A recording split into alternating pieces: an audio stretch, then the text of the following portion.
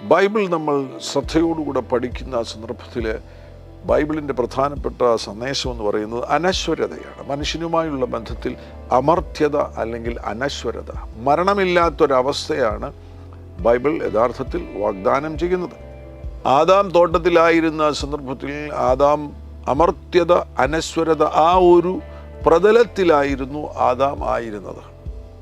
അതിനുശേഷം ഈ ഭൂമിയിൽ പ്രവേശിച്ചൊരു കാര്യമാണ് വിചിത്രമാകുന്ന മരണമെന്ന ഒരു കാര്യം. സ്വർഗവുമായുള്ള ബന്ധത്തിൽ മരണമെന്ന് പറയുന്നൊരു കാര്യം അപരിചിതമായിരുന്നു. ഇടയിൽ കയറി വന്നൊരു സാധനമാണ് മനുഷ്യരുമായുള്ള ബന്ധത്തിൽ, ഭൂമിയുമായുള്ള ബന്ധത്തിൽ വിചിത്രമാകുന്ന മരണമെന്ന കാര്യം. സങ്കീർത്തനങ്ങൾ 17:15, ഞാനോ നീതിയിൽ നിന്റെ മുഖത്തെ കാണും, ഞാൻ ഉണരുമ്പോൾ നിന്റെ രൂപം കണ്ട് തൃപ്തനാകും. വേർപാട് മുഖാന്തരം ആരെങ്കിലും തീവ്രമാകുന്ന ദുഃഖത്തിലൂടെ കടന്നു പോകുന്നുവെങ്കിൽ ഈ വചനങ്ങൾ നിങ്ങളുടെ ഹൃദയത്തിന് ആശ്വാസം നൽകി തരട്ടെ.